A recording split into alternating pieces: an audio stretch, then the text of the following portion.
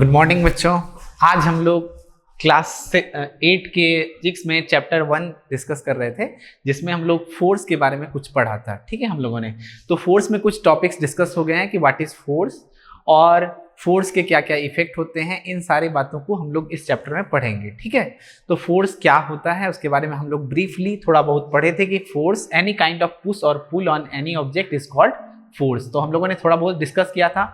दुनिया में जितने भी एक्शंस हैं उनको हम लोग कैटेगराइज कर सकते हैं पुल और पुश में, और चूंकि हम लोग कह चुके हैं कि फोर्स क्या है, एनी काइंड ऑफ पुश और पुल है, तो इसका मतलब जो भी ऑब्जेक्ट पे हम लोग कोई भी एक्शन कर रहे हैं वो एक्चुअली कौन सा एक्शन है, हम लोग फोर्स अप्लाई कर रहे हैं। मतलब पुल और पुश, जैसे opening the door, shutting the door. अगर मान लो कि आप किसी बुक को यहाँ से वहाँ प्लेस कर रहे हो, उसमें भी हम लोग क्या करते हैं, एक्चुअली फोर्स अप्लाई करते हैं। तो अब हम लोग समझेंगे कि फोर्स जो होता है वो कैसे लगता है, किन किन ऑब्जेक्ट के बीच में लगता है, क्या करता है। ठीक है, तो at least 2 bodies are required for interaction of force, क्योंकि एक बॉडी जिसके ऊपर हम लोग को फोर्स लगाना होता है और एक बॉडी जो फोर्स लगा रहा होता है। ठीक है, तो यहाँ पे आपको कुछ एक्शंस दिख रहे होंगे जिनको हम लोगों ने पहले डिस्कस किया था। जैसे कार को अगर धक्का देना है तो एक व्यक्ति क्या कर रहा है, इसको धक्का दे रहा है, पुश कर रहा है, स्टैंड कर रहा है। पहले तो वो रेस्ट में था, अभी पुश करने से वो क्या हो गया, मोशन में आ गया। देखो पुश कर रहे हैं तो मोशन में आ गया। अगर मान लो हम लोग खेल रहे हैं तो खेलने में एक दूसरे को खींचने वाला जो गोल गोल घूमने वाला जो खेल होता है, इसमें क्या कर रहे हैं, एक दूसरे को पुल कर रहे हैं। यहाँ भी फोर्स का एप्लीकेशन हो रहा है। यहाँ पे देखिए एक आदमी अपने बैल को अगर खींच रहा है तो उसमें ये क्या कर रहा है, ये अपनी तरफ खींच रहा है, ये अपनी तरफ खींच रहा है, तो ये इस पे फोर्स लगा रहा है और ये इस पर फोर्स लगा रहा है। तो यहाँ पे हम लोग देखते हैं कि हो सकता है कि एक बॉडी ही फोर्स लगा रहा हो सकता है दोनों बॉडी एक दूसरे पे फोर्स लगा रहा हो। ठीक है, तो इन सारी बातों को हम लोगों ने डिस्कस कर लिया था। तो at least how many bodies are required to application of force, we need at least 2 bodies. तो हम लोग नेक्स्ट टॉपिक की तरफ बढ़ रहे हैं, एक्सप्लोरिंग फोर्सेस। ठीक है, तो यहाँ पे कुछ एक्टिविटीज के माध्यम से हम लोग समझेंगे कि कैसे एक्सप्लोर किया जाए फोर्स को। तो let us try to learn more about forces. तो एक्टिविटी नंबर 8.2 में हम लोग देखेंगे, choose a heavy object like a table और ए बॉक्स। हम लोग एक भारी बक्सा या फिर कोई टेबल देखते हैं हमारे आसपास रहता है, तो हम लोग उसको चूज किए और हम लोग को मूव करना है, which you can move only by pushing hard. बस उसको थोड़ा सा ज्यादा ताकत लगाने से वो अगर मूव होता है, तो वैसा बक्सा, ऐसा बक्सा नहीं चूज कर लेना है कि इतना भारी है कि उसको खिसका ही नहीं सके। ठीक है, तो try to push it all by yourself. ठीक है, तो आपको अपनी ताकत से, पूरी ताकत से आपको उसको पुश करना है। Can you move it? अगर आप नहीं कर पा रहे हो सकता है आप छोटे हो उम्र में, तो हो सकता है आप ना पुश कर पाए, तो आप क्या करें हैं, now ask one of your friends to help in pushing in the same direction. तो अपने दोस्त को बुलाया और हम दोनों ने मिलके सेम डायरेक्शन में उस बक्से को पुश करना स्टार्ट कर दिया। Is it easier to move it now? क्या ये आसान हो गया? हाँ, आसान हो गया होगा। Can you explain why? ऐसा क्यों हुआ होगा? कि देखिए, हम जो फोर्स लगा रहे थे वो उस बक्से को या उस टेबल को खिसकाने के लिए पर्याप्त नहीं था, सफिशिएंट नहीं था। तो इस कारण हो सकता है ऐसा हो। तो हम लोगों ने क्या किया, अगर दो व्यक्ति हैं तो हम लोग 2 व्यक्ति मिलके क्या कर रहे हैं, 2 पर्सन मिलके ज्यादा फोर्स लगा रहे हैं और ये क्या हो रहा है, मूव हो रहा है। Now push the same object but ask your friend to push it from the opposite side. अब हमने क्या किया, मैं इस तरफ से धक्का दे रहा हूं और मेरा फ्रेंड जो है अपोजिट साइड से धक्का दे रहा है। Does the object move? क्या वो ऑब्जेक्ट मूव कर रहा है? तो हो सकता है कि ऑब्जेक्ट मूव कर रहा हो। If it does, note the direction in which it moves. तो अगर वो ऑब्जेक्ट मूव कर रहा है तो ऑब्जेक्ट का मूव करने का डायरेक्शन तो फोर्स की डायरेक्शन में होता है। तो हो सकता है कि मेरा फ्रेंड मेरे से ज्यादा ताकतवर है, तो वो जो धक्का दे रहा है बक्सा मेरी तरफ खिसकते हुए आ रहा है, ऐसा हो सकता है। या फिर मैं उससे ज्यादा ताकतवर रहूंगा तो मैं धक्का दूंगा तो वो फ्रेंड की डायरेक्शन में चला जाएगा बॉक्स, है ना? तो ऐसा हो सकता है। ठीक है, तो वो डायरेक्शन आपको नोट करना है। एक्चुअली क्या होता है कि जिस डायरेक्शन से ज्यादा फोर्स लग रहा होता है उसी डायरेक्शन में वो ऑब्जेक्ट मूव कर रहा होता है। तो हम लोग वही चीज ऑब्जर्व करेंगे इस एक्टिविटी से। ठीक है, तो हम लोगों ने यहां तक समझा। कह रहा है, have you ever seen A game of tug of war? तो हम लोगों ने एक सीधा सा एग्जाम्पल था टग ऑफ वॉर का। तो रस्सा कस्सी का खेल जो आज भी खेला जाता है। ठीक है, जब मतलब जन्माष्टमी में आप लोग देखते होंगे दही हांडी वाला खेल या रस्सा कस्सी वाला खेल होता है ना, जो कीचड़ होता है, कुछ लोग इस तरफ होते हैं, कुछ लोग उस तरफ होते हैं, और एक रस्सी होती है जिसको जो अपनी तरफ खींच लेता है वो वाली टीम जीत जाती है। तो वैसा कुछ होता है टग ऑफ वॉर में। In this game 2 teams pull at rope in opposite direction, तो हम अपनी तरफ खींच रहे हैं और वो उस तरफ खींच रहा है अपोजिट साइड, तो यानी दोनों एक दूसरे के अपोजिट डायरेक्शन में फोर्स अप्लाई कर रहे होते हैं। Members of both the teams try to pull the rope in their direction, तो हर टीम के, यहां देखिए हर टीम के दोनों साइड जो है वो अपनी तरफ खींच रहे हैं रस्सी को। Sometimes the rope simply does not move, तो होता क्या है कभी कभी कि रस्सी ना इधर जाती है और ना उधर जाती है, तो ऐसा क्यों हुआ होगा? हो सकता है कि दोनों साइड से सेम फोर्स एप्लीकेशन हो रहा होगा, वो भी अगर मान लीजिए 50 न्यूटन अप्लाई कर रहे हैं, हम भी 50 न्यूटन कर रहे हैं, तो बैलेंस्ड हो जाता है फोर्स, और रस्सी ना इधर मूव कर रही है ना उधर मूव कर रही है, तो ऐसा हो रहा होगा। कह रहा है is it not similar to the situation shown in figure, तो यहाँ पे देखो ऐसा ही हो रहा है ना, देखो ये जो बीच वाला लाइन है, बस हमको देखना होता है कि ये जो रिबन है ये इस साइड गया या इस साइड ज्यादा झुका, तो यहाँ देखो आप बीच में ही है, तो ऐसा ही हो गया ना, ऐसा ही लग रहा है ना कि दोनों सेम फोर्स अप्लाई कर रहे होंगे, इसीलिए ऐसा हो रहा होगा। The teams that pulls harder that is applies a larger force finally wins the game, तो होता क्या है कि जो टीम ज्यादा, जैसे कुछ देर होने के बाद कुछ लोग थक भी जाते हैं, तो वो कम फोर्स अप्लाई करना शुरू करते हैं, तो जिसके कारण क्या होता है दूसरी टीम जीत जाती है, और यही होता है लास्ट में, तो जो टीम ज्यादा हार्डली पुल करते हैं वो क्या हो जाते हैं, विन कर जाते हैं।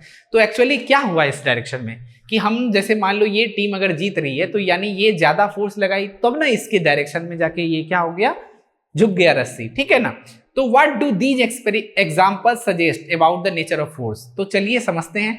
Force applied on an object in the same direction add to one another, तो हम और मेरे दोस्त ने जब उस टेबल को धक्का दिया था, तो उसने क्या हुआ था कि बक्सा जो था आसानी से खिसक गया था, इसका मतलब वो दोनों फोर्स जो है अगर सेम डायरेक्शन में लग रहे हैं तो एक दूसरे को वो एड अप करके ज्यादा फोर्स बना दिए और आसानी से बक्सा खिसक गया था, ठीक है। Now recall what happened, you and your friend push the heavy box, तो वही मैंने समझाया कि इस एक्टिविटी में ऐसा हुआ था।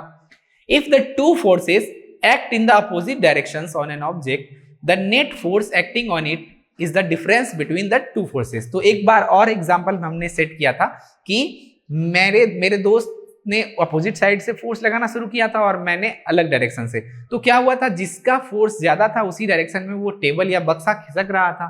इसका मतलब यानी अगर दो फोर्स एक दूसरे के अपोजिट डायरेक्शन से अप्लाई हो रहे होते हैं तो उनका डिफरेंस ही नेट फोर्स होता है, ठीक है।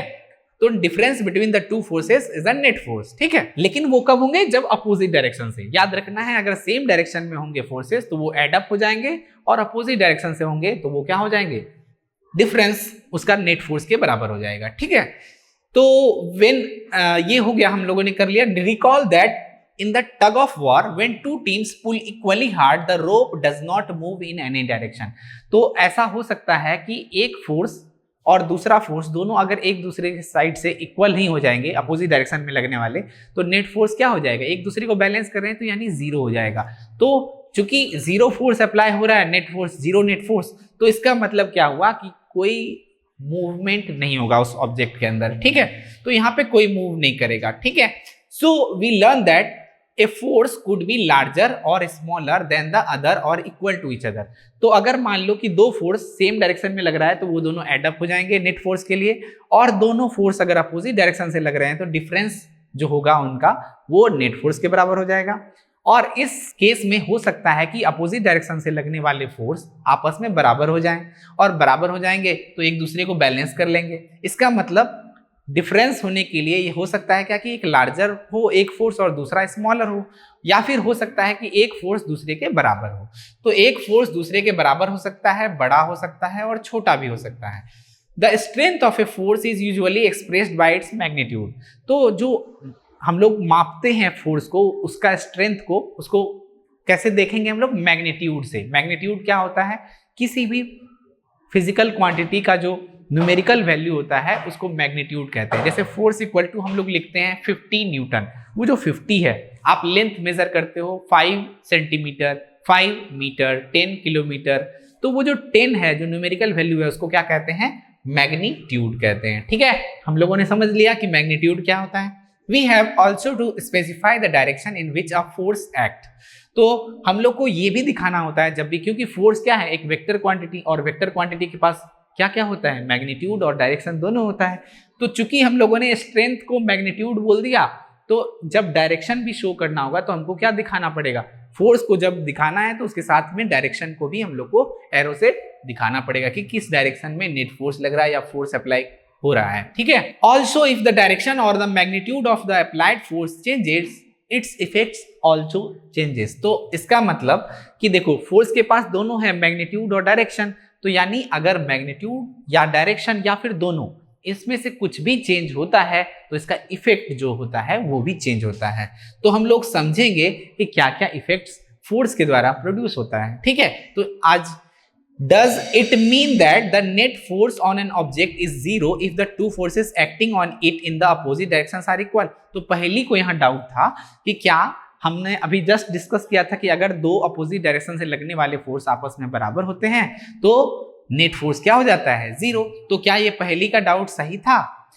एकदम सही था। तो उसने सही समझा कि अपोजिट डायरेक्शन से लगने वाले फोर्स अगर इक्वल हो जाएंगे तो नेट फोर्स क्या हो जाएगा, वहां पे जीरो हो जाएगा, ठीक है। तो अब हम लोग एक बात है, in general more than one force may be acting on an object. हो सकता है कि एक से ज्यादा फोर्स लग सकते हैं। जैसे अभी हमने जस्ट देखा था कि मैं और मेरे दोस्त ने एक टेबल को खिसकाने का प्रयास किया था, तो एक से ज्यादा फोर्स किसी ऑब्जेक्ट पे लग सकते हैं। However the effect on the object is due to the net force acting on. लेकिन वो जो बक्सा खिसका वो किसके कारण खिसका, नेट फोर्स के कारण खिसका, कि नेट फोर्स कितना लग रहा है, ठीक है। तो ये टॉपिक हम लोग ने समझा। नेक्स्ट टॉपिक है a force can change the state of motion. तो एक फोर्स अगर हम लोग किसी ऑब्जेक्ट के ऊपर अप्लाई करते हैं तो ऑब्जेक्ट के मोशन को या स्टेट ऑफ मोशन को क्या कर सकता है, वो बदल सकता है। तो हम फोर्स के पहले इफेक्ट में हम लोग देख रहे हैं कि फोर्स के इफेक्ट से क्या क्या हो सकता है। तो पहला इफेक्ट है कि वो चेंज कर सकता है किसी ऑब्जेक्ट के स्टेट ऑफ मोशन को। स्टेट का मतलब होता है अवस्था, मतलब वो कोई ऑब्जेक्ट हो सकता है या तो रेस्ट में हो या फिर हो सकता है मोशन में हो, तो इसको हम लोग कहेंगे उसकी अवस्था। अभी हम लोग फिजिक्स पढ़ रहे हैं तो हम लोग यही समझेंगे। केमिस्ट्री में जाएंगे तो हम लोग पढ़ेंगे कि हाँ एक ऑब्जेक्ट का स्टेट या तो सॉलिड हो सकता है, लिक्विड हो सकता है, गैसियस हो सकता है। लेकिन अभी हम लोग को ये समझना है स्टेट ऑफ मोशन का मतलब, तो ऑब्जेक्ट या तो रेस्ट में होगा, ऑब्जेक्ट या तो मोशन में होगा, ठीक है। तो अभी देखते हैं कि फोर्स लगाने से उस ऑब्जेक्ट के स्टेट में क्या चेंज आता है, ठीक है। तो let us now find out what happens when a force acts on an object. तो एक एक्टिविटी के माध्यम से हम लोग समझ रहे हैं। कह रहा है take a rubber ball and place it on a level surface such as table top और कंक्रीट फ्लोर। तो हम लोग कंक्रीट फ्लोर मतलब फ्लोर है उसके ऊपर रख सकते हो, या फिर पूरा एकदम समतल सतह है उसके ऊपर हमको बॉल रखना है। Now gently push the ball along the level surface. तो लेवल सरफेस के ऊपर हम लोग क्या करना है, बॉल को पुश करेंगे। तो यहां देखो एक बॉल को पुश कर रहे हैं हम लोग, ठीक है, ठीक है। अब क्या हो रहा है, push the ball again while is still moving. तो अब मान लो पहले रेस्ट में था, हम लोगों ने क्या किया, पुश किया, तो ये क्या हुआ, मूव करने लगा। अब क्या किए, मूव कर रहा था उसके बाद भी और थोड़ा सा जोर से पुश कर दिए, तो क्या हो रहा है, क्या इससे उसके स्पीड में बदलाव आ जाएगा? Is there any change in its speed, does it increase और डिक्रीज? तो क्या यहाँ स्पीड बढ़ रहा है उसका या फिर घट रहा है? तो हम लोग समझते हैं क्या हो रहा है, चूंकि होता ही है, हम लोग ये प्रैक्टिकली हम लोग कर ही सकते हैं इसको। Next, place your palm in front of the moving ball. तो जैसे आप क्रिकेट खेलते हो तो अगर फील्डर होता है वो क्या करता है, दौड़ के बॉल को रोकना चाहता है ताकि बाउंड्री तक ना छुए और बैट्समैन को ज्यादा रन ना मिले, ठीक है। तो इसको समझते हैं, वो एक्चुअली क्या करता है, वो उसके स्पीड को डिक्रीज कर देता है। क्यों? क्योंकि बॉल उस डायरेक्शन में जा रहा है और उसके अपोजिट डायरेक्शन से हम लोग क्या कर रहे हैं, फोर्स अप्लाई कर रहे हैं, रोकने का प्रयास कर रहे हैं। तो अपोजिट डायरेक्शन से अगर फोर्स लगाते हैं मूविंग डायरेक्शन के अंदर, तो वो क्या होता है, उसके स्पीड को डिक्रीज कर देता है। और सेम डायरेक्शन में अगर बॉल जा रहा है, उसमें और जोर से अगर धक्का दे दिया तो उसका स्पीड क्या हो जाता है, बढ़ जाता है, ठीक है। तो उसी को हम लोग यहाँ समझ रहे हैं, ठीक है। तो इसको थोड़ा सा आगे और डिस्कस करेंगे हम लोग। तो थोड़ा थोड़ा इफेक्ट तो आपको समझ में आया होगा, इसको हम लोग नेक्स्ट क्लास में डिस्कस करेंगे, ठीक है। नमस्ते, नाम।